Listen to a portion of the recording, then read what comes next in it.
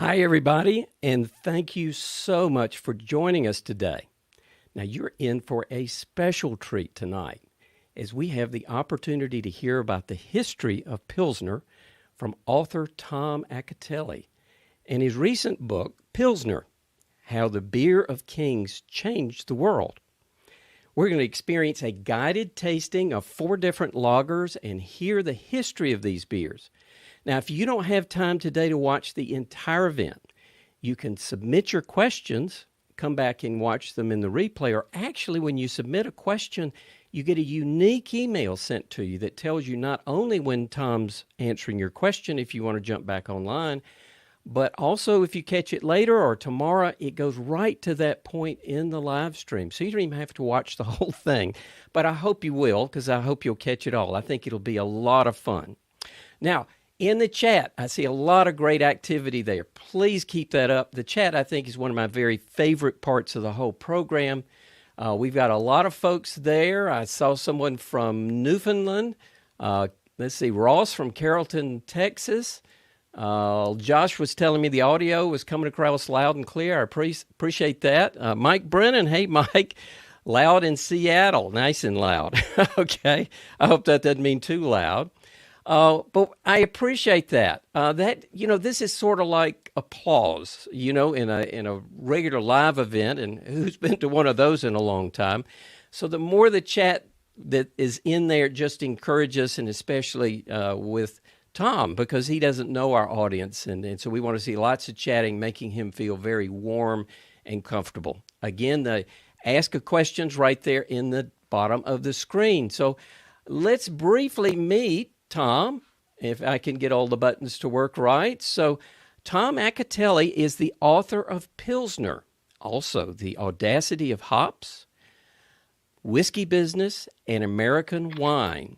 And the American Wine book was a finalist for the James Beard Award for the best book in 2015 and was one of the 5 wine books that the New York Times singled out for review that year. So that's a pretty prestigious thing. Tom has written about alcohol for the Wall Street Journal, the Washington Post, and Eater, and among many others. And he was also the history columnist for several years at All About Beer magazine. He lives in Cambridge, Massachusetts. So welcome, Tom. I've been looking forward to this for some time. Could you briefly introduce what you're going to cover in our program regarding Pilsner, past, present, and future? Thank you, Doug. Thank you very much. Imagine a beer style that changed the world. That's Pilsner, and that's what I know about. All right. So with this, there's a couple of more items that I want to briefly cover. First is, if the webinar is not playing correctly, and who hasn't experienced that as we've been home through quarantine, actually, in Crowdcast, as long as you're using Google Chrome, just hit your refresh browser and it resolves most issues. Also, if you think it's a bandwidth issue, in the bottom right-hand corner, there's a little gear symbol, and you can click on that, and that will reduce the resolution, maybe enabling you to see the program better. Again, there's the Ask a Question button in the bottom center of the screen. I don't see anybody having yet asked a question, so I'm looking forward to one of those popping in there. And also, if you don't have a question, you can look over the questions and vote one up. So if you see it and you go, wow, that's a great question, everybody gets one vote and you can push it to the top. Now, we also have polls, and I'll see what it is right now. Most influential Pilsner of all time. 55% so far are saying Pilsner Urquell, but in second place at 28% is Miller Lite. So if you disagree with those or agree with those, we would love to see more input from you on that. Now, also write in the chat where you're viewing us from, and I'd also appreciate you considering funding our webinars. These are all crowdfunded through our Patreons or patrons. I use the website Patreon, and I'm going to put a link there in the chat, and I hope sometime if you enjoy these and you would like to see them continue, that you will consider supporting ours like a number of other folks are doing. And that's what allows me to pay for these, because there are very real costs with this. You can join for as little as $1. Everyone that registered, though, gets an email with a link to the recording, previous webinars, and links to the 3 BJCP study groups that I help support. Now, let's get into the real reason everybody is here. Tom, Pilsner has a fascinating history. I mean, it really does, especially considering it's now the most popular beer style in the world. But Tom, when it came out, that was a tremendous paradigm shift to everybody around, wasn't it?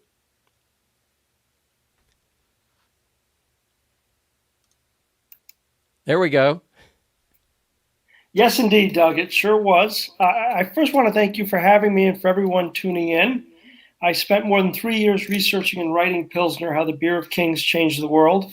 So it's a privilege to be able to talk at length about it and the style.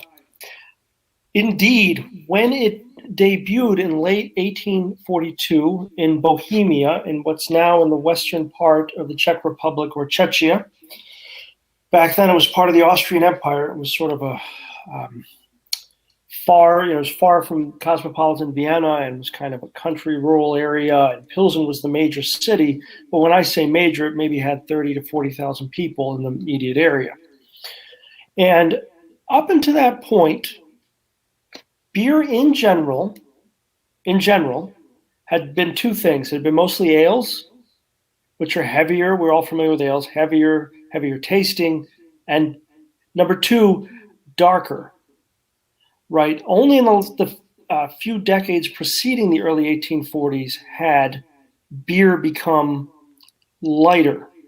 And by what I mean by lighter is reddish or amber. Think of pale ales, or think of a Vienna lager like Samuel Adams' Boston Lager. So not golden, not the color of sunshine, not the color of straw, but just simply lighter, but not golden, right? So that was beer. By then it was darker, it was heavier, and I should also mention it was generally pretty strong. So then Tom, Pilsner comes along. As much boom. a shock as Clear Coke. Do you remember when Clear Coke? Oh, I do. And Clear Pepsi. Oh my gosh, yes. Yeah, something like that. But I just want to set the stage for people in the sort of the beer world. If you were, an adult in 1842 and you were a consumer, and chances are if you were in Central Europe or the United States or much of North America, you were a beer consumer. Beer to you was a sort of reddish brown to dark, right? Guinness was was probably the best-selling beer in the world. It basically followed the British Empire wherever it went. There was no inkling of sort of golden beer or the sunshiny colored beers and the lighter beers that we know today. It just would not have been on your radar. You would not have been familiar with it. You wouldn't have had the context for understanding it. They obviously didn't have the internet back then. So, or any sort of widespread research, and most people didn't travel more than 10 miles from where they were born. So it's late 1842 in this relatively remote area of the Austrian Empire, which covered much of Central Europe and Northern Europe then. And I just want to set the picture before we get to Pilsner Urquell, and you're welcome to open them now if you want, if you can't wait. But basically, the burghers or sort of elders or the aristocrats of Pilsen in Bohemia, who held the rights to brew and sell beer locally. Okay, it's very lucrative. I mean, back then, as now, Czech culture and German culture, there's a lot of beer drinking. So it was a very lucrative thing to have. But these burghers in Pilsen were facing stiff competition from these sort of lighter colored, lighter tasting beers over the border in Bavaria, which was then its own country and now comprises much of southern Germany. So, what were these beers in Bavaria? They were lagers, first of all, so they weren't ales. And they were lighter in color. But when I say lighter, again, I mean reddish brown. But they were different. They tasted lighter. They were crisper. They didn't have the sort of alcoholic kick that an ale had, that a pale ale out of Northern England had, or those, even today, the heavier beers you get out of Belgium or the Netherlands. So they were eating into the burger's cut. They didn't like it. They didn't like the competition. We like to look back now with hindsight and think that our favorite beer style was born out of some sort of sense of altruism or, desire for, just making people happy or spreading the joy of a great tasting beer. No, this was straight up business competition, and they wanted to undercut it as quickly as possible.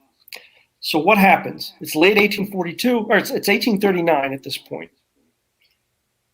The local beer can't compete. It's just a poor quality. It's not matching these crisp, clean, refreshing lagers coming from over the border. So the burgers get together in Pilsen, and they basically put forward a manifesto. I mean, literally calling it a manifesto and saying, we are going to undercut these Germans coming in and taking our market share. We're going to build a brewery. We're going to borrow Bavarian techniques.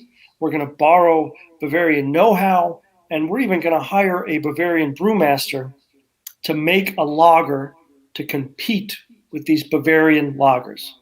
And that's where you get Pilsner. And Pilsner Urquell is a descendant from that original brewery. It's still in the same spot in Pilsen.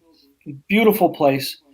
When the pandemic's over, if you can, and if you really want a sort of a beer field trip, I would strongly suggest visiting Pilsen.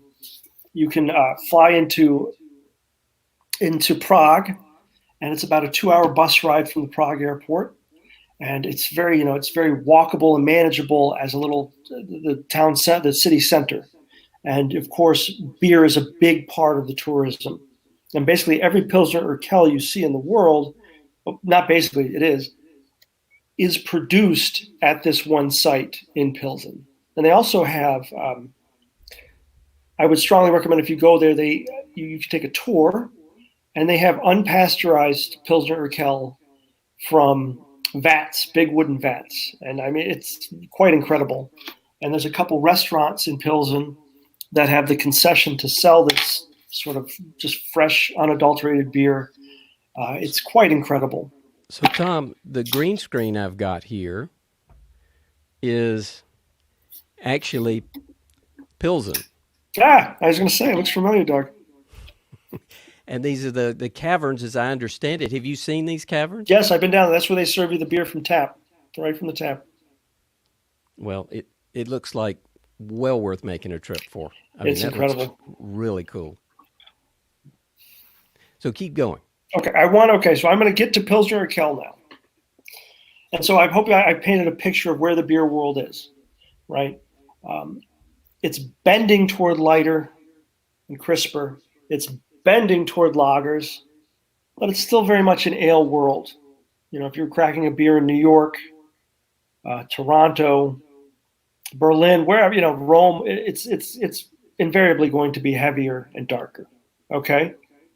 So, Pilsner Urquell is still made where Pilsner itself was born in late 1842. The beer is an approximation of the original, of course, but a close approximation according to all research. Pilsner Urquell roughly translates to genuine Pilsner, right? And that is a sort of feature of 19th century beer, especially out of Europe. It tends to take on the name of the place.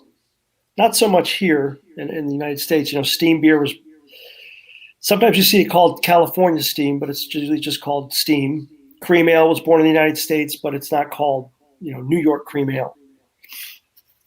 So the color of this Pilsner Urquell, I want to discuss that.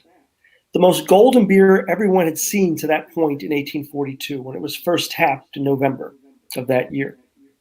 This was the salient feature of Pilsner, the style, and Pilsner, the idea.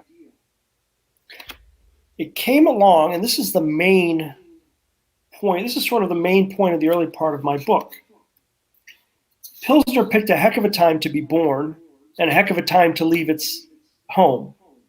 And by a heck of a time to be born, what I mean is it came along when beer was sort of bending toward lagers, right? But it also came along at a time when technologies such as refrigeration, the railroads, the telegraph, roasting technology in the brewing industry itself, all of this stuff, the steamships across the Atlantic, all of this stuff was coming into play in that period of time, right? So it's if you're going to introduce anything, any product you're trying to sell, it's going to benefit from from the technological advancements of that period. But Pilsner also benefited from another feature of that period in history. And this is what I really enjoyed recounting in the book. Europe was basically in a constant state of upheaval, beginning in the late 1840s, about 6 or 7 years after the birth of Pilsner. So you have revolutions and counter-revolutions and almost a constant state of war. That led to a lot of Czechs and Germans emigrating to the United States. There was as many as 1 million Germans relocated in the 1850s, for instance, to the U.S., many of them settling in the upper Midwest. We know the cities, Milwaukee, St. Louis, Chicago. And they brought with them their tastes and their customs, which included brewing and beer gardens and lighter lagers. So my point is, had Pilsner been born, Pilsner, if these events and these technologies and these innovations had not come along when they did in the late 1840s, the early 1850s, if that hadn't happened, Pilsner probably remains a curiosity, at least into the late 20th century when all the beer geeks rediscover it, like they've discovered so many other styles that seem to have disappeared. But as it was, Pilsner, bang, came along at the perfect time for it. And I would also note, this was also the period of the first time of mass production of glassware and glass bottles. And we'll get to that with our next beer with Budweiser. But Pilsner Urquell and Pilsner, any Pilsner you drink, looks great in a glass. It's got the thick head, it's golden, it's effervescent. So it played off of that as well. And had it not come along when glass was being mass produced for the first time in human history, who knows, right? I also want to talk about the Christmas of Pilsner Urquell. It was light and effervescent at a time when most beers were not only heavy, as I discussed, but also not bubbly at all. They might be downright flat. And, this is very important, Pilsner was mildly bitter. The reigning beers at the time were ales, and the reigning ales were pale ale and India pale ale. And I think we all know the stories behind those, but just very quickly, pale ale was a result of changes in roasting technique in the late 18th century in northern England. Produced basically lighter colored beer, but one that was still pretty heavy. The English were late to discover hops. It just was not something they added to their beers. That was the Dutch. The Dutch were the innovators in that. And then the Belgians. The English were relatively late. I actually came across a story. The English saw hops generally in the 18th century as a medicinal thing. And one of King George III's top aides suggested that His Majesty, who was suffering from insomnia, sleep on a pillow full of hops, because it was seen as something, the smell of hops was seen as something that could aid your sleep. I like that idea. My wife's having trouble sleeping. I might have to try that. It's something else. But again, the English, they pick up on it, and they pick it up from the Dutch, and they start using lots of hops. And so their pale ales, and especially the India pale ales that they produce, are bitter by the standards of the day. But not Pilsner. Pilsner is a milder beer. It's a milder beer style. It's much more golden. And in that way, it is refreshing, I think, compared to many other styles.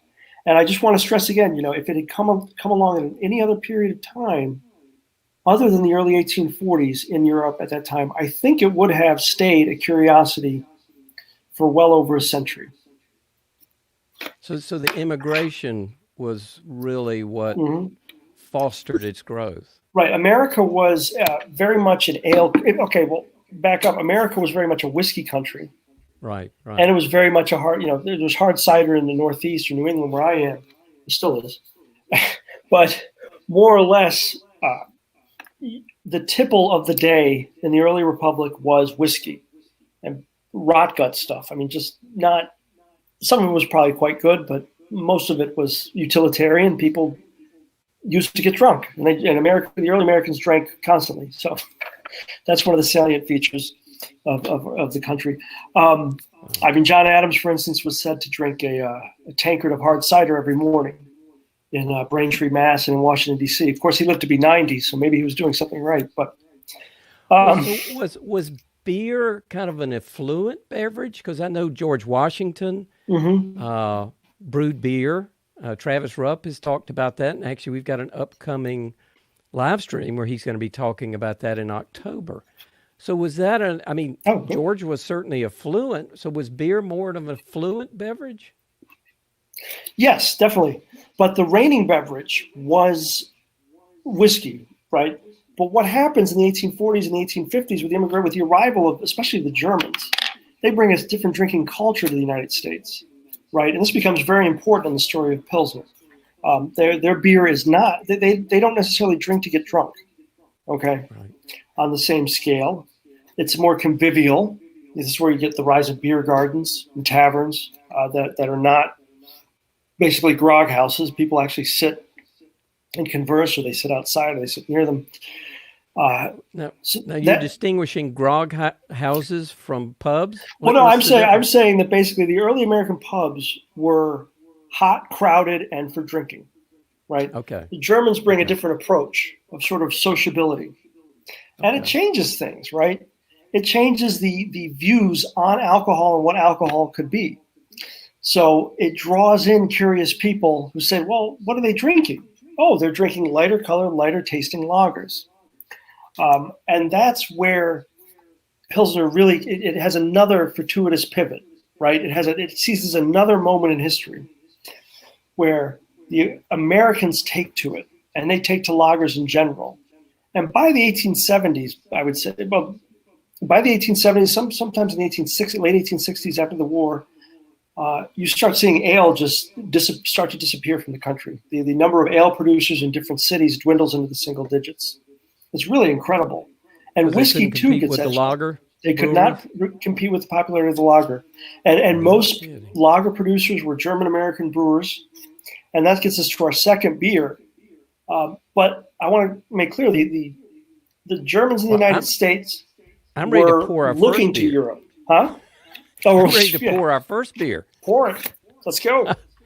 Well, why don't you talk about it? I'm going to switch to the label, and we can talk about what we've got here. So that's the Pilsner Urquell, and if I can keep this straight. So I'm looking at, March 31 of 21, so don't they have about a year's expiration date? Okay, so this is not all that old considering it's shipped in. And you can see the 1842 stamped in the bottle, right? Yep. I'm going to try and do a nice pour. And actually, I brought this glass back from Germany. Oh, nice. So this is an actual Pilsner Urquell glass that I would like to say they supplied me, but I picked it up in Germany about 15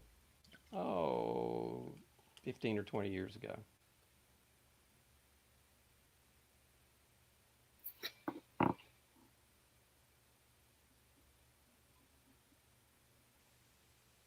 Am I going to make a mess?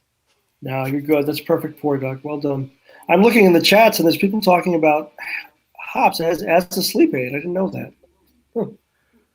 I'll bring it up nice and close. Perfect pour. Well done. Well, I have practiced. Nice Pilsner Urquell logo. And look how nice and clear that is.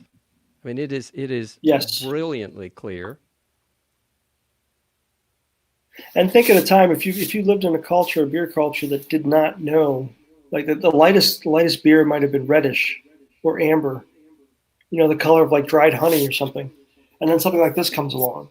It was a sensation from the get-go, locally and then across the Austrian Empire. And then by the 1860s, it's making its way, basically all over the world, first in Europe and then in North America. Tom, cheers. Cheers. Salud. And to everybody in the audience, I see there's a lot of A lot of beers being discussed there in the audience. So cheers to everybody in the audience. This is one of 4 we'll get to try tonight as Tom talks about them. So that's a serious head, Tom. Mm-hmm. Now, how will that compare to the other beers we're going to try? Well, I don't think Budweiser or Miller Lite will be able to compete. That's no offense to them, but I think Yuengling Pilsner will have a better shot. Well, it's nice. And it's 2-row Bavarian malt, right? Yes. So that's probably what's really contributing to it. I believe I could get a milk mustache from that thing. I mean, it is still going. And the effervescence is as I discussed, is one of the big features. So before I drink it down, I want everybody to see what this guy looks like. So that's still got almost 1 finger head. Mm-hmm. Probably had almost 2 fingers when I poured it. So, wow. And, behind me here is where those are actually barreled. Now, Tom, in their difference, they have vats and then they have barrels, right? So what's the difference between the vats and the barrels? Well, I think the stuff that we're familiar with all over the world that gets exported from Pilsen is the stuff that comes from the vats. The barrels behind you, Doug, are the sort of unpasteurized, straight from the bottle or straight from the barrel version. So those will be Keller beers. Yeah, I guess so. But I mean, I honestly have tried to describe in words what it tastes like and what it looks like. It looks like if you've ever had, cask ale, right?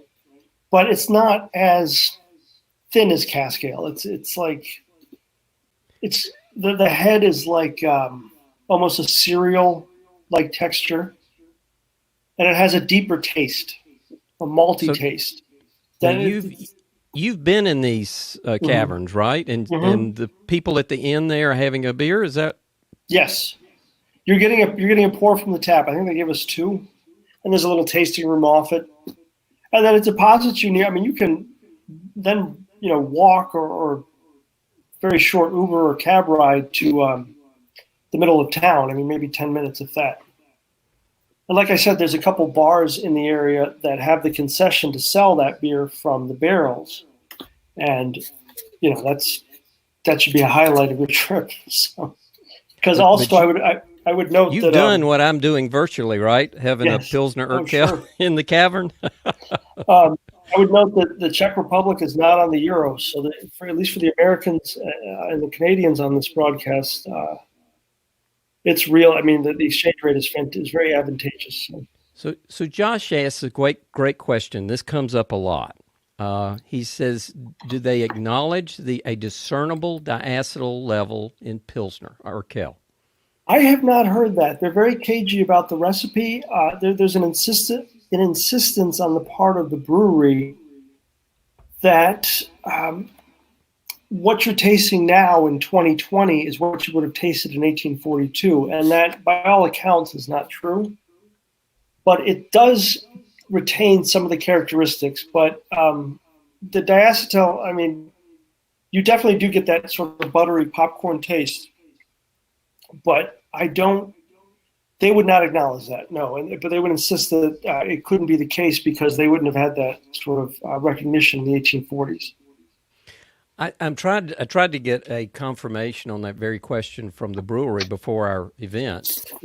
I didn't have any luck. But what I have heard discussed, which I think makes more sense than anything, is there possibly were some batches, maybe even years, that their packaging or brewing was not up to snuff, and that there was a non-trivial amount of the beer, but the belief of experts that I've talked to, again, this does not come from Pilsner Urquell. I'm trying to get that answer, and I hope I will. I'm going to guilt them into it, if nothing else. But is they don't think any brewer would intentionally brew in any diacetyl.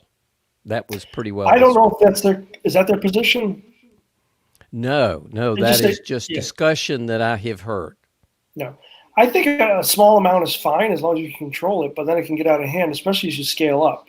So, And they certainly scale up. I mean, they're not massive, but it's a large operation. Well, anyway, I hope to get that answer, and I will let our group know when we do. But it is a phenomenal beer. I mean, it's incredible. So delicious.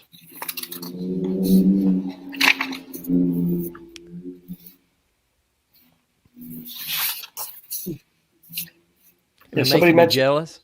Yeah, a little bit. Sorry, folks.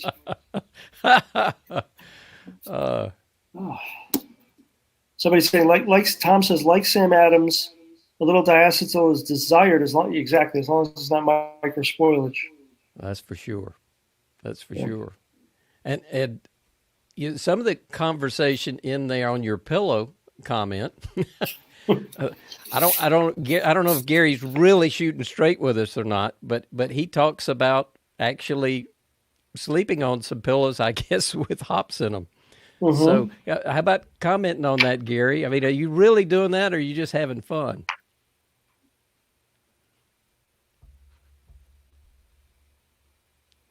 He may take him a minute. We can go ahead if you'd like. Are we going to move on to Budweiser, or are we sure, done with Pilsner Urquell? I got a long entry for Budweiser, so we can start that. Obviously, is one of the best-selling beers of all time, and I'm sure everybody on the broadcast had no trouble finding it. But I do want to paint the picture of what it was like when it's a time-tested sleep aid, for sure. Sorry, I'm following along in the chat as well. So, yes, but it was interesting about hops. I mean, it was kind of a for some breweries and some brewing cultures, hops were reluctantly embraced. It wasn't until really the 19th century that it became the universal additive to beer. And before that, of course, brewers added anything they could season with, roots, bark, sugars, herbs. I mean, just a bizarre assortment of flavoring in beer. And so that's why I think, people say they can recreate beer styles from, 200, 250 years ago. I think you could definitely, but it wouldn't be palatable to our modern taste. It just wouldn't taste like you would want beer to taste. Somebody mentioned George Washington earlier. There's a recipe at the New York Public Library of pumpkin beer recipe that he had. And it's basically, ground up pumpkin and a lot of maple or molasses. So it doesn't look like any modern beer recipe that we would know. But that was beer 225 to 30 years ago. Daddy! Anyway. You might need to take a quick break. Oh, no, right. No, that's okay. I need to tell you something. We can move on to Budweiser. Okay, it's okay if you want, Tom. Well, this has been nice. This is a lot of fun, and I'm especially interested in the Pilsner Urquell part, but especially we're going to talk about Budweiser next. So if anybody's got one, we're going to pour it in just a moment, and I think it's a pretty dramatic departure from Pilsner Urquell, those that are tasting alongside with us. So we will go ahead. Sorry, Doug. It is going to taste different. But I'm assuming everybody on this broadcast has tasted Budweiser at some point in their life. It had been a while. It had been a while for me as well when I started doing Pilsner the book. My wife nearly passed out when she saw me buy a 12-pack. Mm-hmm. Right. I used to collect Bud points. That's maybe shows my age a bit, but used to get points for how much Bud you could buy. So, and then trade them in for different things. So. We want to go ahead and pour that while you tell the story of Budweiser? Yes, I will start on Budweiser, which is our next beer.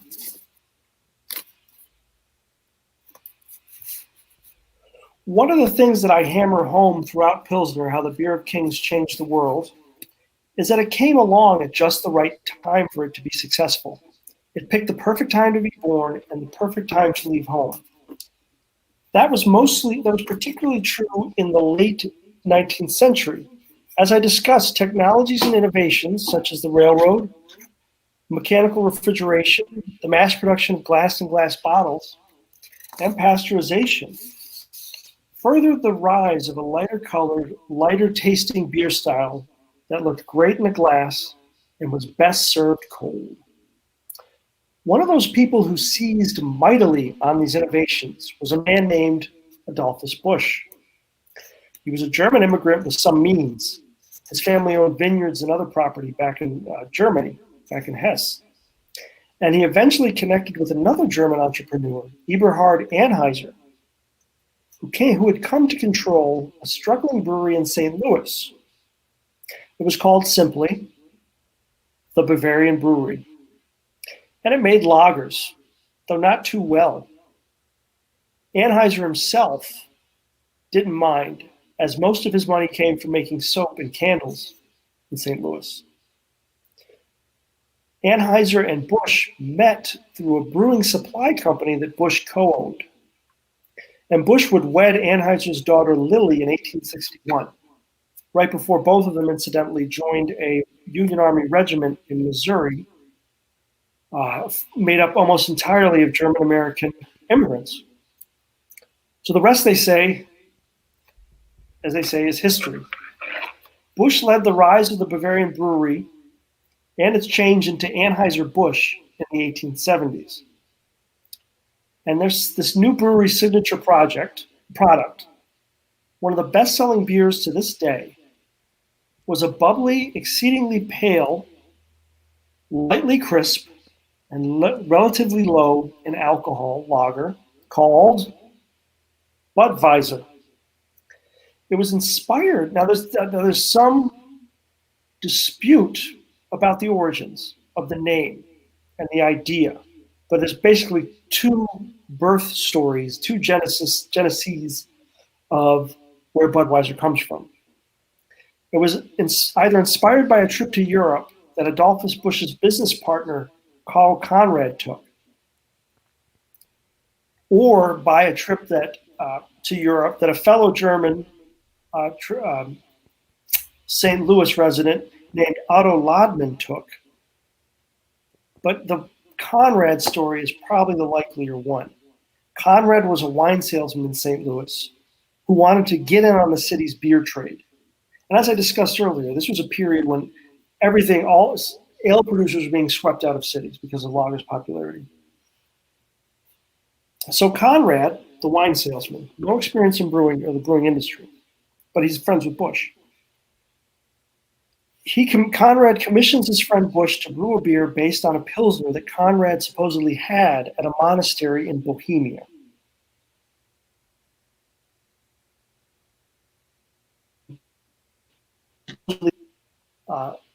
Damascene Lightning Bolt Pilsner at the Vienna Expo in 1876, a little bit earlier than Conrad. Or actually, no, much earlier than that. I'm sorry, I forget. The Vienna Expo was, I think, in the 1860s. But again, the Conrad explanation for Budweiser makes more sense. Anyway, Conrad tells Busch about his experience having this lighter tasting beer style, this lighter colored beer style, this more effervescent one, and asks him, can you produce it for the American market? And Busch says, okay. Up to that point, he was producing sort of darker colored lagers. They were still light tasting compared to ales, but they were nothing like the Pilsners that were being produced. Not this color. Yes, not as golden at all. So I want to read a paragraph from my book. It talks about the global connectivity that was becoming so integral to brewing and to Pilsner's rise in particular, beginning in the 1870s. Budweiser debuts in 1876. But at that point, the beer and brewing world was already bending toward this style. Lighter, looked good in a glass, looked good in a bottle, didn't get people hammered. They could have a few and still be cogent. So this is from my book. If you want to start pouring or drinking, guys, or comment on your Budweisers, I'd love to hear any adjectives for your latest Budweiser. I can't wait to pour it. And I have some trivia at the end. About Budweiser, which is actually kind of, well, actually, I don't want to give too much away because that might be the answer. The finished product, that is Budweiser, became the best-selling Pilsner beer of all time, and it still stands among the world's top handful of beers in terms of sales. Conrad and Busch named it after that small Bohemian city in the Austrian Empire called, and I'm going to screw this up, Betzeski Buschweiß, or Budweiss in German, that neither Conrad nor Busch had ever visited, but that they knew from its reputation for making a slightly more golden-hued Pilsner than that from the original source in Pilsen. So already we have evidence of Pilsner spreading popularity, and not just as popular with consumers, but with other brewers.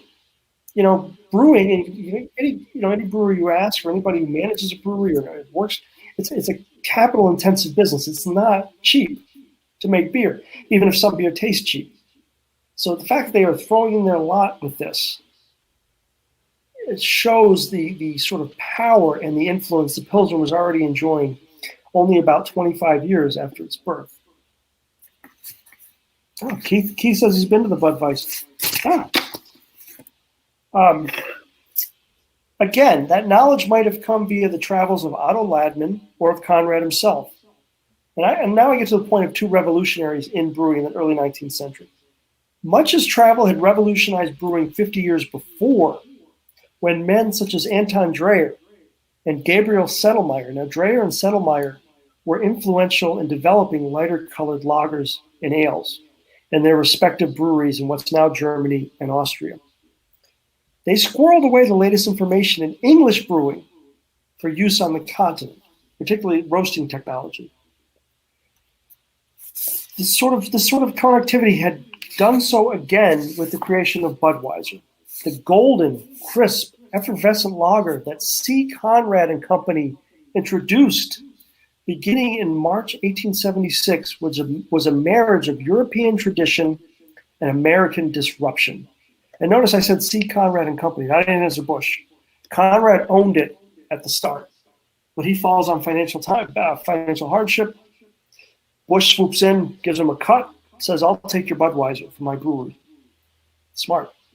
And also, Eberhard Anheuser dies in 1879. So within 3 years, Busch has control of this fantastic brand and full control with his wife Lily of the Anheuser-Busch brewery. The late 1870s were very good to him. Busch would eventually buy the rights to produce and market Budweiser from Conrad. And Budweiser would, of course, grow and grow and grow and prove hugely influential, not just with beer, but with things as disparate as mass production, with marketing, with advertising, with sports. It cascaded from its origin in 1876 through the next century and a half. And haven't I read that they perfected essentially mass distribution of foods, Yes. that they had rail cars that while they weren't refrigerated, they had ice staged. Yes, they had ice stations along the railroads, right? Yeah. And so he has his own. Busch is very, what business schools will later teach is vertical integration. He's a pioneer of that.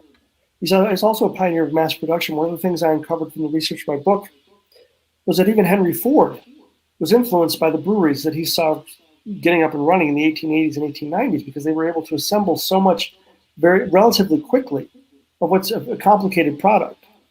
Okay, maybe not as complicated as putting together an automobile, but he was inspired by the mass production of these breweries and their techniques.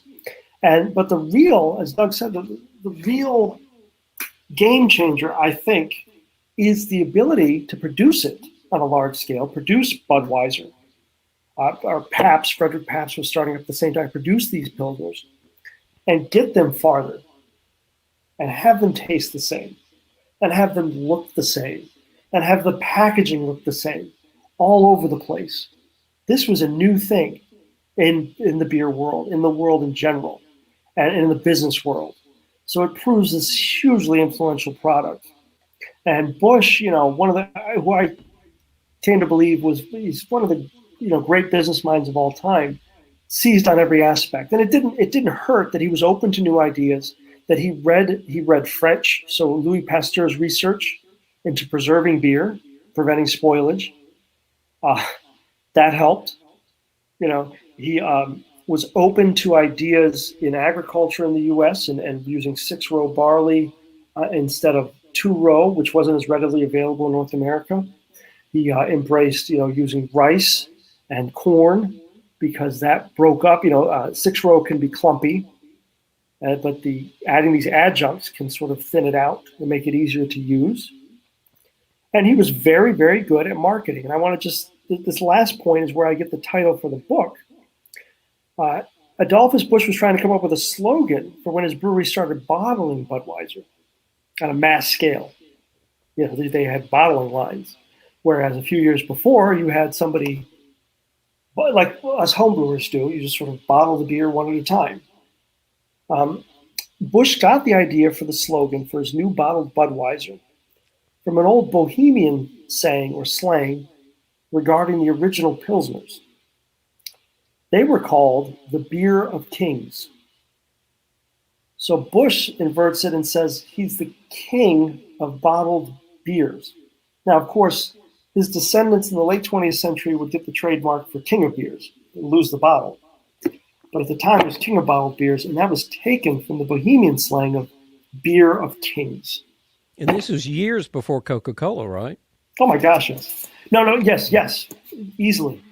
This was at the cusp of that sort of mass industrialization of food stuff in the U.S. Mm-hmm. Right, and the U.S. was far ahead of the rest of the world in this, even far ahead of the U.K. And beer was at the vanguard. It doesn't get the credit I think that it deserves for the innovations that it spurred in business and in manufacturing in particular, but it does deserve it. These things were marvels at the time. I mean, it pretty well was the first nationwide brand. Mm-hmm. What we take for granted, nationwide brands, yes. That it was quite uncommon. The only thing that maybe came close as far as the food stuff was Campbell's. Oh, but, really? Budweiser was up there, and so were the other. I don't want to take away from Pabst, who was actually a bigger brewer than Adolphus at that point, and they would sort of define macro brewing or whatever you want to call it back then. Big business of beer in that period, much the same way that Busch and Miller would define it 100 years later. So you didn't include PBR. Was there a reason for that? In our tasting? There's only so much I wanted to have people. Yeah. Anyway. Wait, we could go on all night. What I hear. Right. I love PBR, and that has a very interesting history and a rivalry with Budweiser. It's kind of fascinating. And what they went through at the Chicago Expo, which was in, it's in the book, but they basically had it was like the last final showdown of Adolphus Busch and Frederick Pabst for who's king of the world when it comes to beer. And it all came to a head, if you will, in Chicago. And basically that's where you get PBR, Pabst Blue Ribbon, is that Pabst claimed an award for his beer that really didn't exist, but he seized on it to sort of needle Busch. And Busch even went so far as to try to, sue him and get judges at the expo to overturn their decision. But their decision was basically that all the beers entered passed certain scientific benchmarks and were quality beers. Eric says 1893 Chicago. Yes, 1893. Boom. Thank you, Eric. Go, Eric. Thank you very much. Mike Brennan also is talking about diacetyl, and as we switch back to that just briefly, he was saying standard levels of diacetyl in most lagers in the world in 1969 was about 6 times higher than current. Oh my God! And wasn't really considered an off flavor. So probably where some of that history of Pilsner Urquell comes from. Yes, what you have in the 20th century, especially after World War II, is an even greater scaling up. And so there were corners cut, right? But I would hasten to add, there's a tendency in, and I have this tendency too in craft beer to say, well, they bastardized everything, they ruined it. How could they? But really, at the time, Budweiser and these other beers post-World War II were responding to the marketplace. And people did want lighter, ever lighter tasting and lower alcohol beers. So it wasn't necessarily sort of degradation of the style of Pilsner. It was a response to the market, in much the same way that the birth of Pilsner itself was a response to the competition from Bavarian lagers in the 1840s. So, thank you, Keith. I appreciate it. And the Vienna Expo was 20 years before. It was in 1873. And Pilsner sort of broke, it was a showcase of the Austrian Empire at that expo. And that's when it had sort of its biggest audience, at a time when these expos and these world fairs were, they were an opportunity that only came along so often to mass market something. And, the brewers took advantage of that.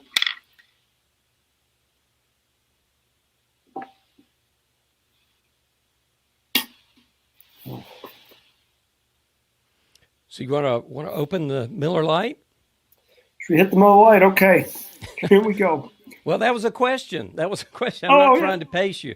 No.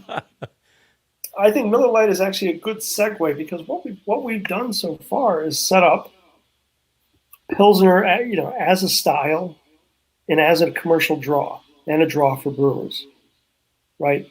So we're into the 20th century. It survives. This is all in the book, and it's just a fascinating social history and business history. Basically, fine Pilsner. See, I got the idea for the book. I don't know if anybody remembers, but about 5 years ago, Miller put out the original classic Miller Lite cans and bottles from 1975 when it was introduced, and I saw that a fine Pilsner beer. And my last book on beer was The Audacity of Hops, which was a history of the craft beer movement from the early 60s onward. And I was looking for another beer book idea, and I thought, well, maybe I could do a prequel to Audacity of Hops, which is about craft beer. But then I thought, it's just going to be a history of beer to that point, to 1964, 65. What can I shape it around? What can animate it? And so I saw those bottles and cans from Miller, the classic. Like, you remember the commercials from the Super Bowl in 1981 or 82. And I thought, yeah, bingo, Pilsner. It is, we'll get to this later, but it was the reigning style for so long before craft beer came along. So I want to, so now we're in the 20th century, in the late 20th century. Pilsner dominates, survives Prohibition. It survives the wars, World War I in particular. You wouldn't think, but World War I in particular was really dicey for the style and for the brewers behind it. But it comes out of both. It comes out of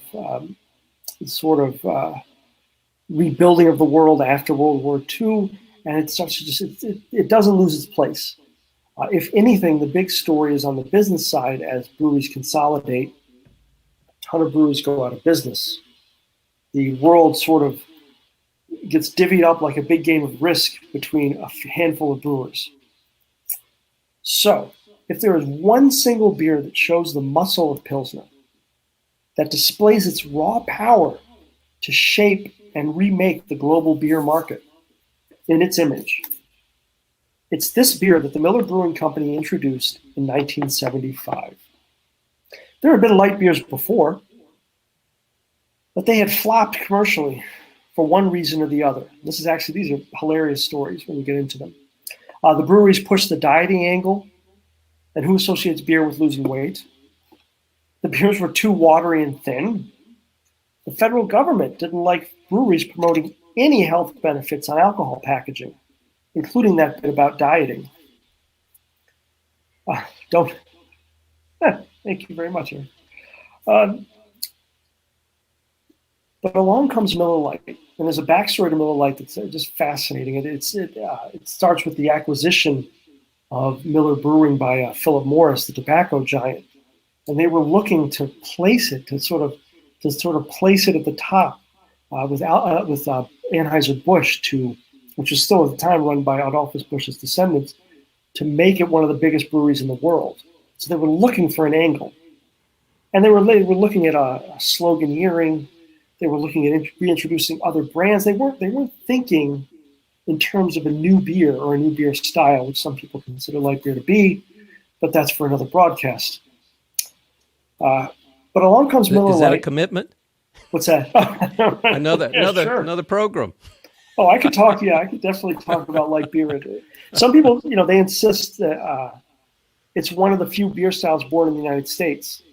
The others that are sort of beyond dispute are steam beer and cream ale. And there's a couple others you hear about, Kentucky Steam. But some people lump in light beer and that it's a distinct thing. And it's certainly true that light beer, as we understand it, as a segment of the market, and a force in the market, was developed in the U.S. As what I say is modern light beer, because there were versions and iterations in northern Germany, but it's really the U.S. where it takes off. Why did everything change with Miller Lite in 1975 if other brands had failed before it? Well, for one thing, Miller developed a formula, or actually had bought a formula that had been developed. A fascinating figure in Joseph Awades. He was a biochemist, and he had worked at Rheingold in Brooklyn and came up with a formula, basically with an enzyme that eats the starches and the sugars. And so you have a lighter tasting beer that still tastes like beer, but has less calories, fewer calories. Awades also gained fame about a decade later, 20 years later. He helped develop the recipe for Boston Lager, Samuel Adams, which of course became massively successful for craft. So Miller develops a formula that doesn't reduce, it lowers the calorie count, but doesn't reduce the heft or the gravity of the beer. Because believe it or not, Miller Lite is a heavy tasting beer by light beer standards.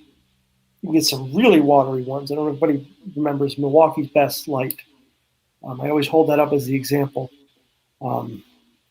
Utica Club and a Saranac, that's a light beer, even if it doesn't say it, and it's near water.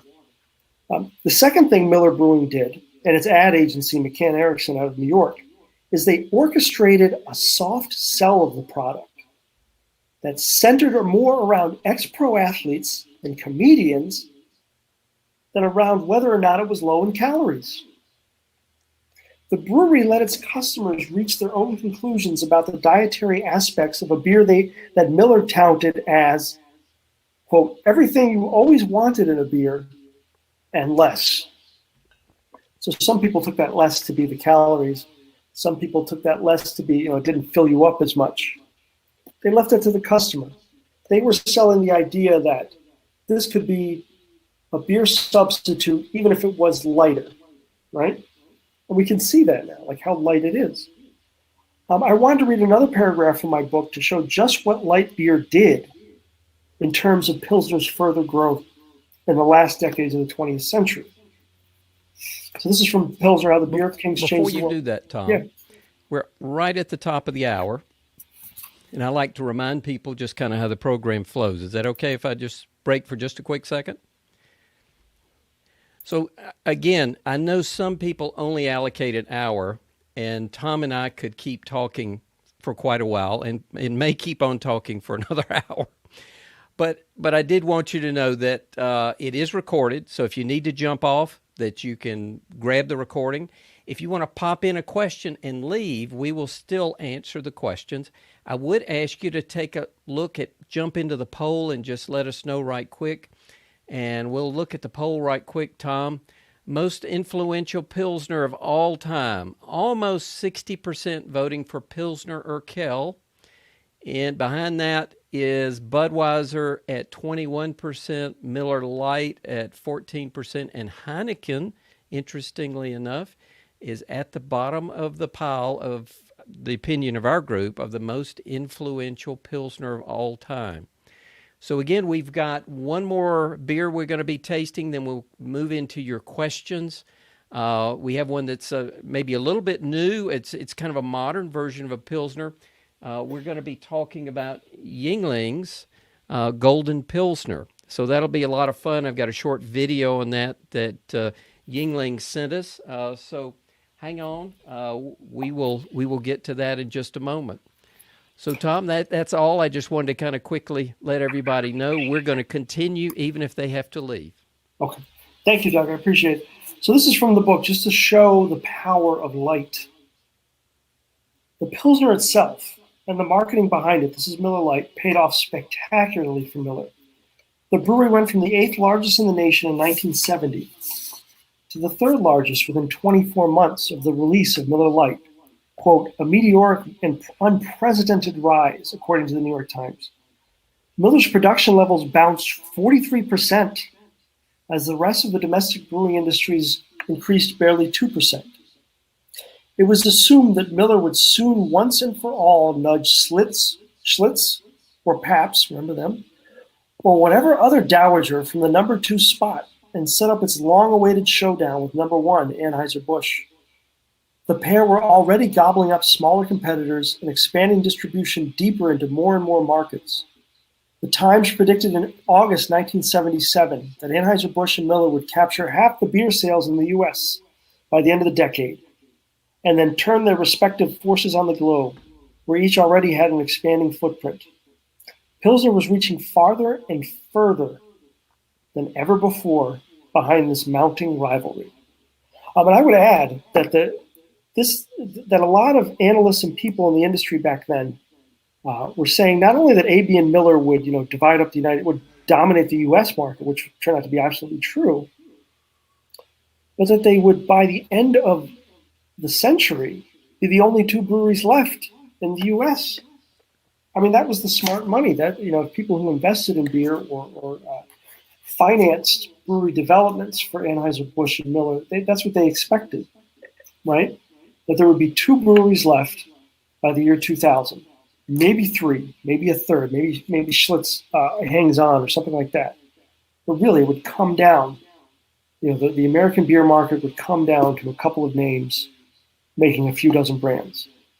Now, we all know that didn't happen, and that leads us to our final beer, which is Yuengling Pilsner, right, Doug? Yeah, before we jump there, though, there's an interesting comment from Eric in our chat, which I like. He said he's floored that Heineken is at the bottom of the poll. Does that reflect a U.S.-centric response? Snobs. Yeah, no.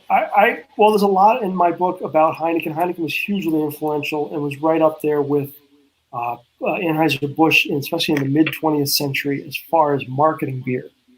Freddie Heineken, who ran the family brewery for decades in the 20th century, used to say, I don't sell beer, I sell happiness. So he was also a big guy for the soft sell. He sold an image of Heineken, not necessarily the beer itself. But Heineken, yeah, it probably is American-centric, the voting, but Heineken was and remains a big part of Pilsner's story. Oh, as a Canadian, okay. And that reminds me, Europe was so strong in beer, Guinness being one of the biggest.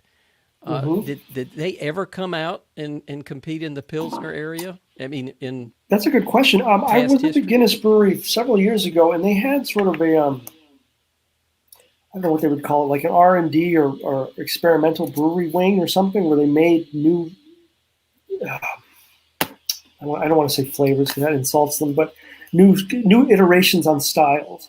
But I talked to one of their executives, and he said, it's hard for us to scale up because Guinness produces a lot of beer, and people expect Guinness. If they're going to introduce something, it's got to be on a grand scale. But no, I don't think they started industrialization. Yes. Prior to anything that we did over here, so it'd be interesting. I've got some contacts at Guinness. I may ask them that. Oh, Harp Lager. Steve says the Harp Lager. Sure, that's a good point. Sure, but I don't know how old that is. I think that just goes back to the 60s, maybe. Yeah, that's mid-20th century. I was going to say Carling in Canada. I don't know if that's still there, but that's a big part of the Pilsner story as well. But a lot of the story sort of shifts to the United States. I do talk about its role in Italy, Southern Africa, South Africa in particular, Australia becomes very big. But really, it's the fact that it jumped in the 1850s to the United States. Without that, I don't think the Pilsner would have ascended the way it did. It really, it just picked that perfect moment. It soaked up the innovation. It soaked up the technology, and then it The Germans and the Czechs just sort of loosed it upon the world, taking it wherever they went. Oh, and a blonde American lager, right? Don't they? Yeah. They do. There is a Guinness blonde or something like that, right? Yeah, I'm sorry. I'm getting set up here. Oh, sure. I think, isn't that the Harp Lager? No, there's something called Guinness Golden or something, but it's an ale, I think. Okay, maybe somebody can look that one up for us. Okay, Pilsner. Okay, so Yuengling Pilsner, right?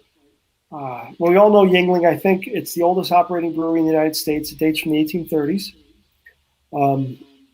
The rise of Pilsner out of the mid-19th century in Central Europe defined the modern age of beer and brewing. Pilsner became the most popular style and spurred the biggest technological and marketing changes in the brewing industry, not least the isolation of yeast strains, pasteurization, bottling, and distribution. Never mind pretty much every beer ad, jingle, or slogan you can remember. But what is proving its most enduring effect, I think, and proves my thesis of its influence, is that there's a massive reaction to Pilsner's popularity, still unfolding. And that reaction is craft beer and craft brewing or microbrewing, whatever you want to call it these days. There's a long, fascinating history. I'll cut it short. Pilsner became so dominant, so ubiquitous by the mid-20th century that a not insignificant number of people began hunting voraciously for an alternative. I've had the pleasure to talk to many of these people. It's basically a counterculture in beer. Like we've had it with what's available where we live. We're going to turn to making it ourselves. We're going to turn to sharing information. And luckily for the world, there was a big tax cut in the mid-1970s on per barrel production of beer. There was a legalization of home brewing in 1970. Well, it was passed in 78, took effect in 79. And some people started turning pro, right? And that's where we get the first startup craft breweries. So styles that Pilsner's rise had basically swept away. IPA, pale ale, porter, cream ale. They begin to reappear, especially in the 1970s. A good part of the last one-third of my book is how Pilsner, which represents so much of macro or big beer, collided with craft beer. They sort of ran alongside each other until the 1990s, and then they collide. The competition from craft beer becomes too much for the big players to ignore, and they try to co-opt some of that market. Part of the collision involved ignoring or standing athwart Pilsner. How did craft brewers do that? But they resurrected those styles that had all but disappeared. But you also have eventually the embrace of Pilsner itself, right? Or as I call it, the world can only drink so much IPA. Craft brewers in the 1990s start to reinterpret the very style that spawned their sector of the market, the reaction to it. And that's where we are today.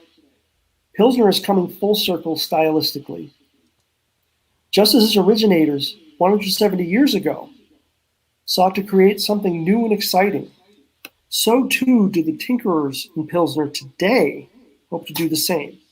And that's where you get Yuengling Pilsner. Yuengling is best known for its lager, right? Its traditional amber lager, I believe it's called. We tried everything from craft style beers to domestics and imports, and we settled on something that we thought. We tried everything from craft style beer. Doug, is that the... Are you ready for that video? Well, I just want to make one point about everything from craft Yuengling style held beers off to for a number of years making a Pilsner. They basically leaned on their lager, which is so popular in southeastern Pennsylvania, eastern Pennsylvania. If you order a lager there, you'll be brought a Yuengling. I've tried it. It's actually kind of hilarious. But they only recently, this is the Golden Pilsner we're going to have is maybe a few years. It's only a few years old. It's the brand, but it's a great example of the fact that smaller independent breweries are like, we have to get in on this, do our own interpretation of the style that we wanted to fight back against. And so they're sort of they're now embracing Pilsner and reinterpreting it. A news release Yuengling sent me was March 20th, 2018 is when they put out their release of the Golden Pilsner. So that is pretty recent. Well, we do have a short video. It's just like a minute long. It's kind of interesting. So then I have some trivia, Doug. You have some trivia? Okay, do you want to share that before the video? No, we can do that after the video to end, and then I'll take any other questions. It's been fun. Okay. It's about minute and a half long. We tried everything from craft style beers to domestics and imports, and we settled on something that we thought was uniquely Yuengling, and it really complements our core portfolio. I think for us it was an opportunity to make a beer that we could really throw ourselves into and something that we would really enjoy drinking. It's a golden Pilsner style beer, very drinkable, and it's the type of beer you can take with you on any occasion, whether you're going to the beach or you're hiking outdoors, and that's important to us because we have active lifestyles. We looked at everything from the grain bill. It's an all malt brew, which tends to take away from some of the sweetness, so it leaves you with a drier finish. And we played with a lot of different varieties of hops. And we settled on some German noble hops, which leaves you a very subtle sort of hop bitterness, so it's not overpowering. It's bright and refreshing, and hopefully that represents the crisp, smooth taste that you get from the liquid.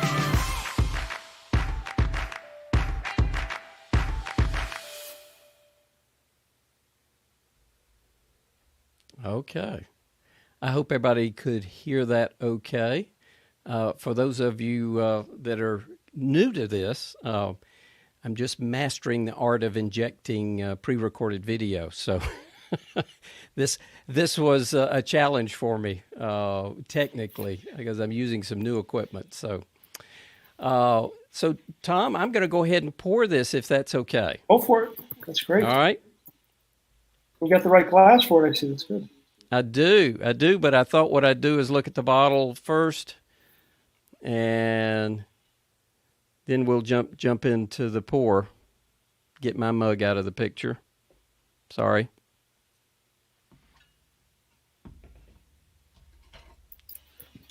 So, Tom, you want to talk about it a little bit as best you can?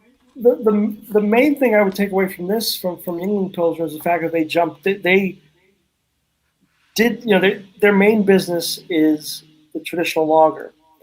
They have a fantastic porter. I don't know if it's widely commercially available, but they had sort of shied away from doing a Pilsner. But I think it's something that a lot of craft brewers and smaller brewers are embracing because they want to do they want to show that the style does not have to be what the bigger players say it is, and what they've been passing off as their interpretations of it for decades and decades.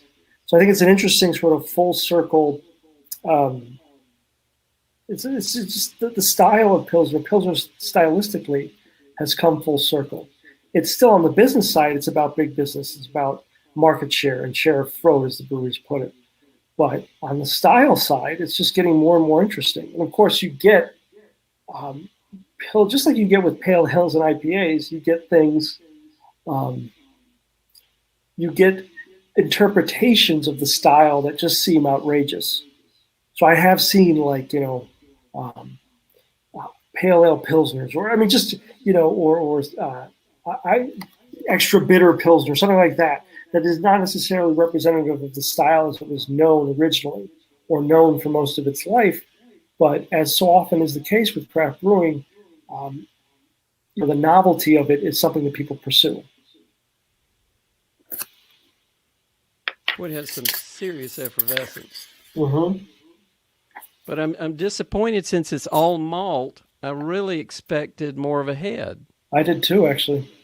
And the glass looks clean, so I don't. Oh, yeah. I made sure it was beer clean. So it's a good term. I don't know. I have more I can try later, but yeah, I didn't get much of a head out of it, but that's okay. The clarity, it is brilliant. And I think there must be a nucleation point on the bottom of this glass because I've never seen such bubbles coming off one. It is champagne-like. But the aroma's nice, bit malty, some nice kind of spicy hops. Mm-hmm. Very nice.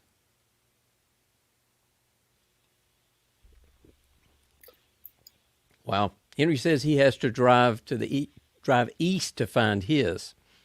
And fortunately, I was able to find some in the store, and then Yuengling was nice enough to send me this glass for our program. So I thought that was generous of them. I'm in the Boston area. It's pretty easy to find. And I interviewed Dick Yuengling for the second edition of the Audacity of Hops, which came out in 2017. He was a great interview. It was really fascinating because they came, not only did they embrace Pilsner in 2018, but they sort of came to the craft label later. They had for a long time just operated sort of in a middle netherworld between big beer and craft beer. And they sort of went over to the craft side about 10 years ago, which is a good thing for the industry. Aren't they considered the largest craft brewery? Yes. And that was one of the reasons they stayed out was, I think, because they didn't need it. They didn't need to be known as craft to survive. They've been around since the 1830s. But, you know, I think the other part was the definition of craft at the time was a little narrower. So it's Tom, sort of you keep expanded. talking, but I thought it might be fun to line these up. Mm-hmm. And I'm going to take it full screen, but you keep talking. No, I was just going to get to that's fantastic. It's sort of like the evolution of Pilsner. Yeah. We started Pilsner Urquell, and we come through the 20th century. That's the Miller. This is the Bud. Oh, that's beautiful.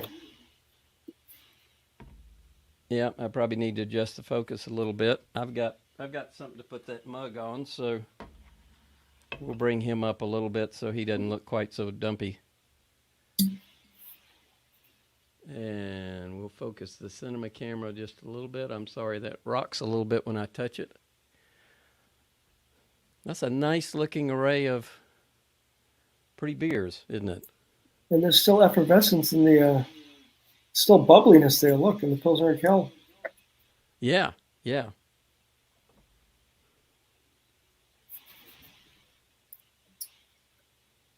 Not a lot. Tiny little bit of head. You can get a little bit of a ring around it.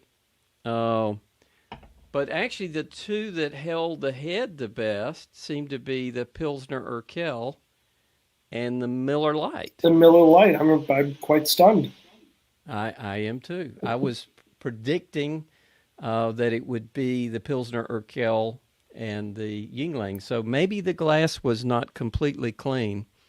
I'm not sure what that is, but I have a few more to practice with, and I will report back. I'll consider that homework.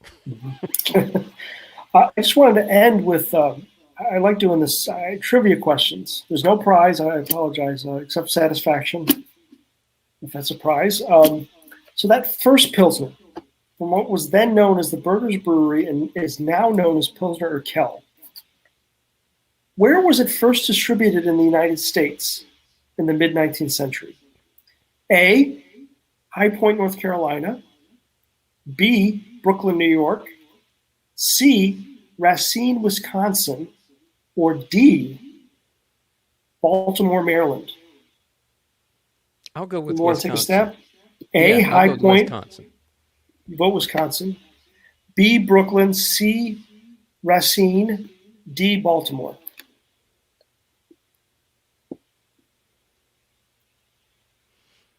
Oh, I like these comments about where to find you. Yeah, I'm not sure we're going to get any takers. C? Yeah, Yes. there we go. The answer is Baltimore. C. Racine, Wisconsin. There was a sizable Czech immigrant population in the Wisconsin city. And so when it came to distribute, yes, when it came to test this brand in the U.S., they were like, well, we'll go there. Last question. Okay. That wasn't why I guessed it. I was thinking just access to the shipping, and already there was a lot of beer. That's true. Well, I thought Brooklyn, New York, but anyway, it's Racine, but I don't know Wisconsin. that there was as much brewing at that time, was there? In Brooklyn? Yeah.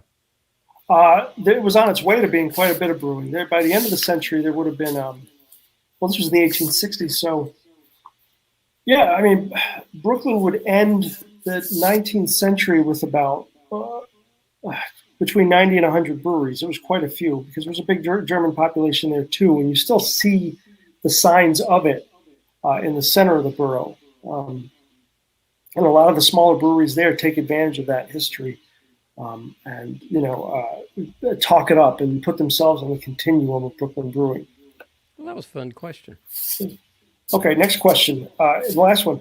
In early 1973, Chicago Daily News columnist Mike Royko arranged what was probably the first taste test for beer in a major U.S. media outlet. Royko and his judges sampled 22 beers, most of them lagers. Which beer finished dead last? Was it A, Schlitz Genuine Gold, B, Budweiser, C, PBR, or D, Rheingold Extra Light? Schlitz Genuine Gold, Budweiser, PBR, or Rheingold Extra Light? What was the first one? Schlitz Genuine Gold. That's my guess. Next one is Budweiser, then PBR, then Rheingold Extra Light. Let's see, we got A, B, D. That's all over the place.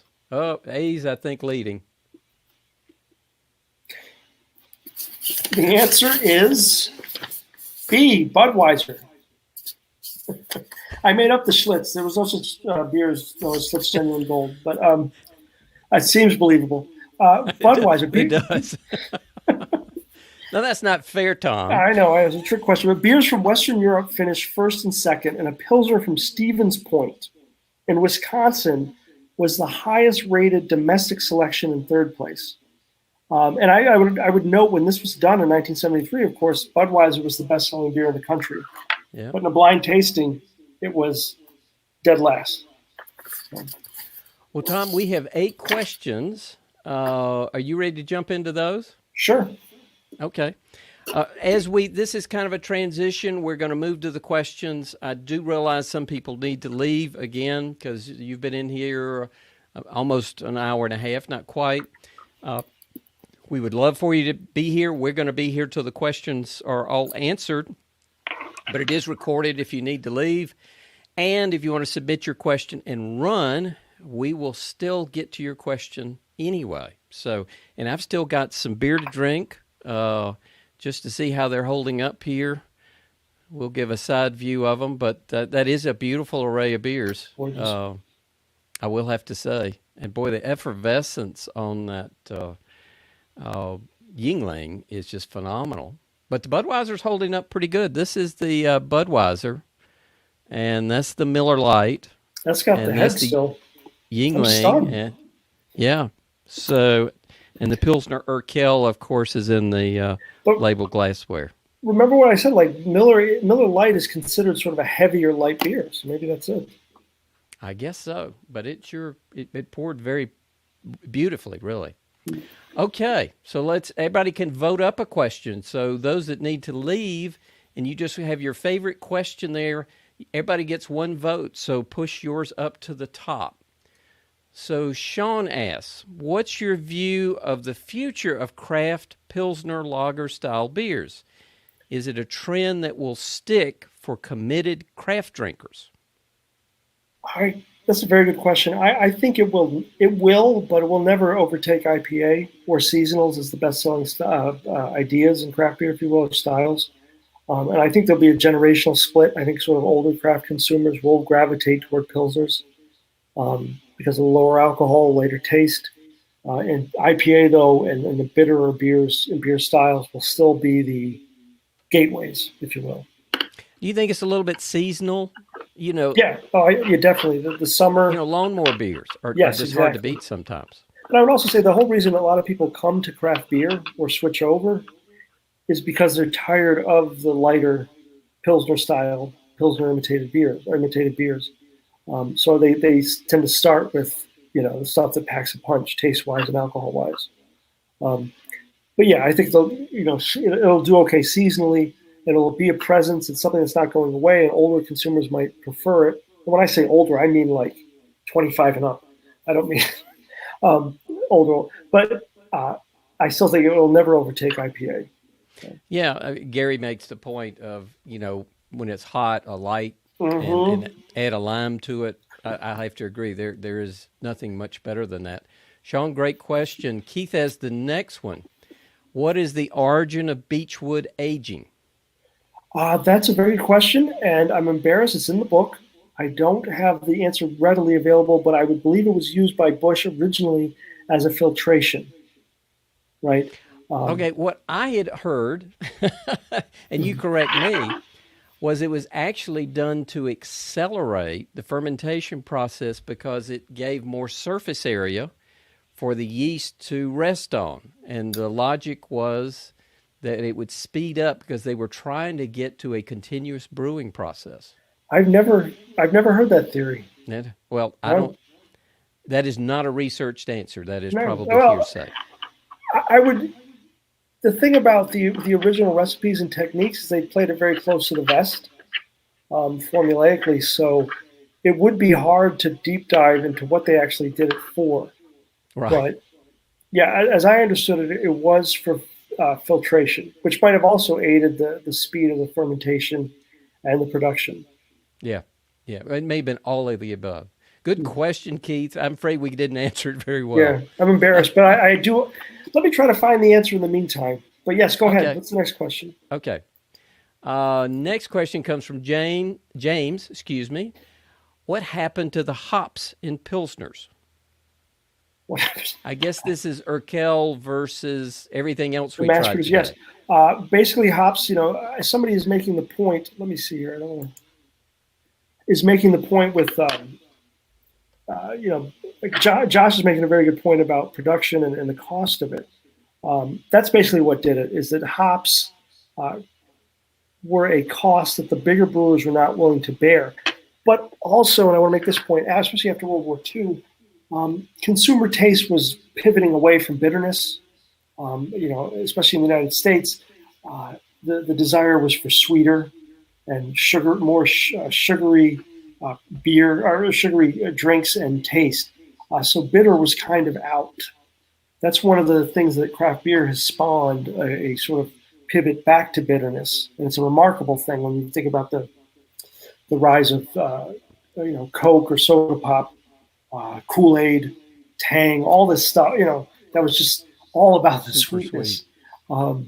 Even American wine until the 1970s was excessively. Henry sweet. Says does give additional surface area Yes. for the yeast in secondary fermentation. Oh, that's fantastic. Yeah. So maybe that's the right answer. So far, it's 2 against 1. Right. Well, I was going to say that as I have it in Pilsner, the book, it's the brewery also aged the beer in vats with beechwood strips on the bottoms for filtration to trap any last bits of detritus such as errant yeast. Well, that sounds different. Yes. This is interesting. This is a debate being set up. Yeah, for our next program. Mm-hmm. All right, good question, James. That's a very good question. We didn't answer that. Maybe we'll answer your next one better. Sorry if I missed you addressing this. I've been cleaning the brewery at the end of the brew day. But where does the original Budweiser or Budvar fit in your story of the Anheuser-Busch version? I think that's a great question, James. Let's kind of bring it back. Okay. Is there a short answer to that? There is. Okay. So legal and I'm just going to read from my book because it's easier for me to do that than try to summarize it, guys. So legal and popular disputes have dogged the Budweiser name since at least 1907. Largely because of the stunning success of the American-born brand and the fact that there is a brewery in Budweiser that produces a Budweiser of its own, though that Budweiser is some 3 decades younger than the American one. That makes sense so far? So the Budweiser-made Pilsner is generally known as Budweiser Budvar in continental Europe, while the American-born Budweiser is known there simply as Bud. Budvar in the United States goes by the name Czechvar. But you said the European version is younger by 30 years. Did I hear that right? Yes. Wow. And that's why the disputes start up in the early 20th century and not in the late 19th. Okay. Huh. Well, they need to ask you. I think you could settle it. Josh has the next question. Does Pilsner Urquell acknowledge the discernible levels of diacetyl in the finished product? What's your call on that? Wait, can you say that again? Diacetyl in Pilsner Urquell. Is it allowed? Do you think the brewery intentionally builds that into the flavor profile? I don't think they do, and they wouldn't admit it if they did. So, um, The brewer at Sierra Nevada told me that when I was asking. He said he just could not imagine any brewer in his right doing it mind by accident.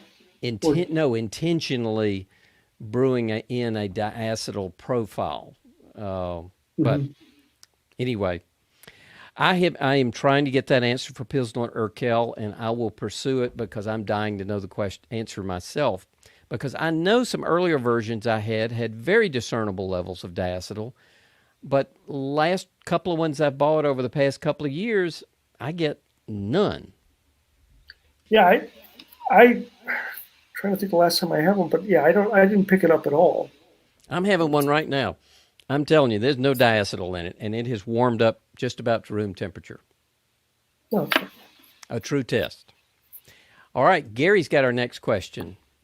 Did you mention the use of caverns or tunnels as a defensive structure during the European ongoing conflicts of the time, possibly even before their use as beer lagering tunnels? Wow, that's a great question. that's a great question. Yes, one of the enjoyable things about writing this book was being able to delve into the wider history and being able to put beer within that context. So yes, I do mention the the caverns and the very structures of the breweries and how they were co-opted and how they some the uses before they became breweries, which in some cases was for national defense or military use.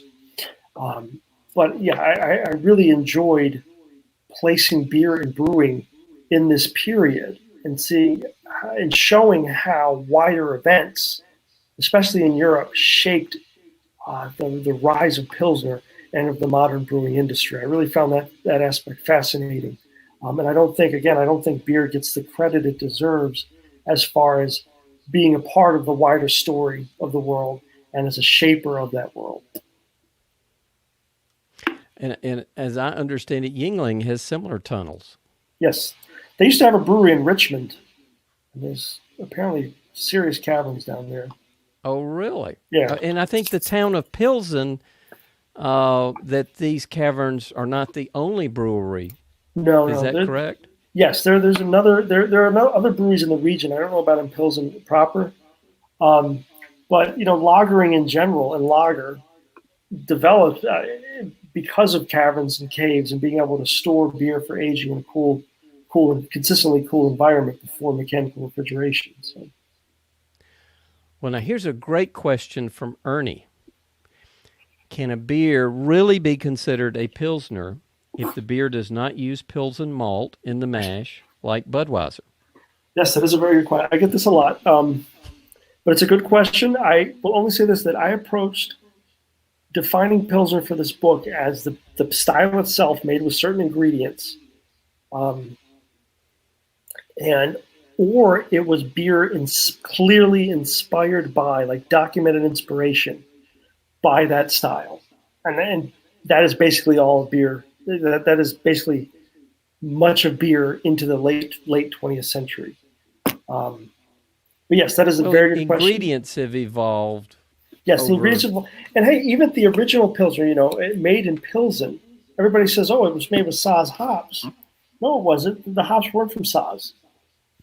They were from somewhere else.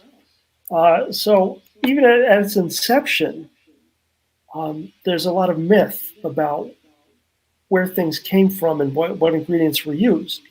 And it is open for debate whether something is a Pilsner or whether something is an IPA. But for the purpose of this book, and the brewers that I talk to, and the critics that I talk to, and people who have to market it and sell it that I talk to, they said, well, it's Pilsner is the style itself, made with a certain handful of ingredients and a certain approach, or inspired by that. And, the sort of great arms race of chasing that market share as it became more and more popular. Well, as a beer judge, you base it based on its aroma, its appearance, its flavor, and mouthfeel. So you don't get to know what they put in it. So I would say if it meets what has been defined the characteristics of a Pilsner, then it is a Pilsner. Right. I know. Yes, I know the beer judging. The beer judging is what's the word? Quite precise. Enjoys being quite precise, and I respect. Oh, we have that. fun. Yes. Come on, Tom. We have fun.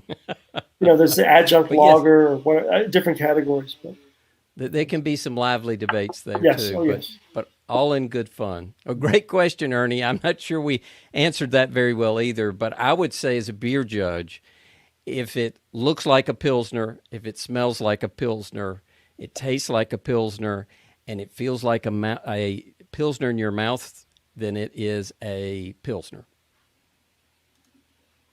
Mm-hmm. Our last question, Steve asks, have you heard of Regal Beer Company of Miami, Florida, that was eventually acquired by AB? And he said, look closely at the spelling. Regal, R-E-G-A-L. I've not heard of it. I'm sorry. Yeah, I haven't either.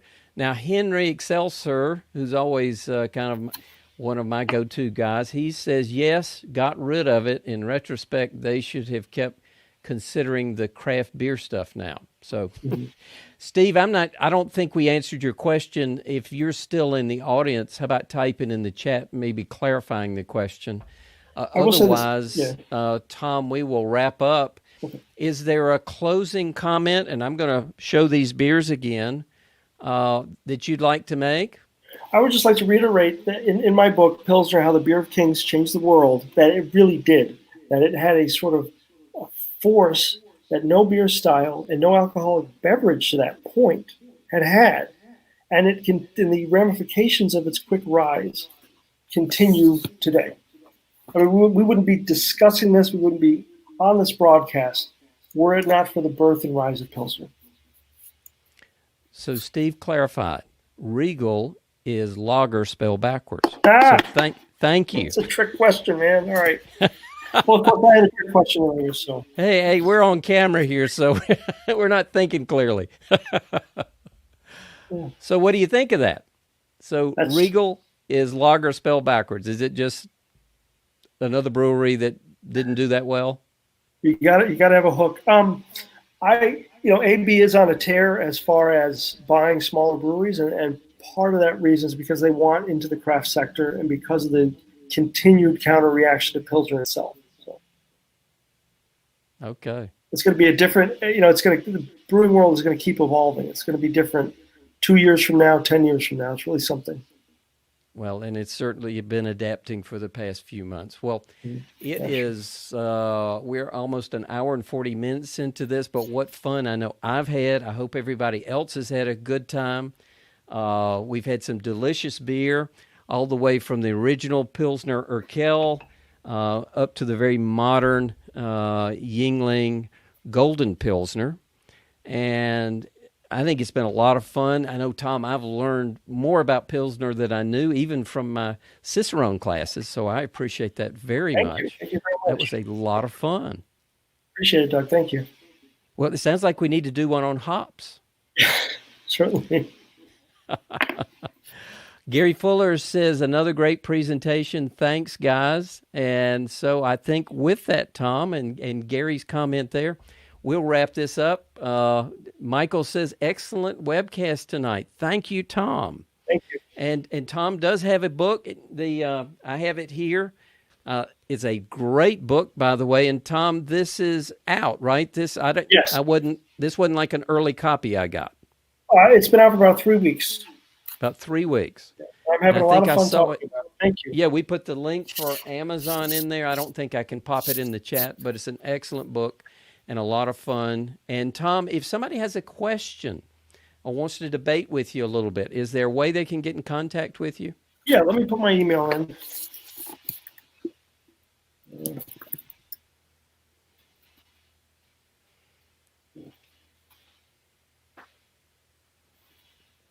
Perfect. Okay, so everybody sees it there in the chat. So contact Tom if you got some further questions on Pilsner. And Tom, we'll keep talking. Maybe we can do another one on another program sometime in the near future. Fantastic. I hope so. All right, coming up, I believe it is September 17th, if I'm doing that from memory correctly, we have Travis Rupp. And quite likely that will be our next program that we do. And Travis is going to be talking about the brewing in monasteries. And if you know who Travis is, we've already done one program with Travis. He is the beer archaeologist. He has some fascinating stories to tell. He is quite a difficult speaker to corner. So I'm excited to have him actually twice coming up. He's also going to touch base with us in October, where we're going to be talking about his Ales of Antiquity series, and we're going to be actually talking about the George Washington beer, as well as several others that were brewed in early America. So, that's fantastic. Well, and I think even beers that were not necessarily brewed in early America. Did you have a question? Doug, can I just say that one of the beer trips I took was, I was just say one of the coolest beer trips I ever took was to visit the Trappist monasteries of Belgium, the breweries. I have not done that yet. I made a lot of trips to Europe, but I have not made it to the monasteries. And so Henry says, great content. So Brad says, look forward to reading it. So Tom, great job. We enjoyed it. Audience, thank you very much. And looks like we lost Tom. So I think it is time to finish these beers. Bye-bye, everybody. Cheers.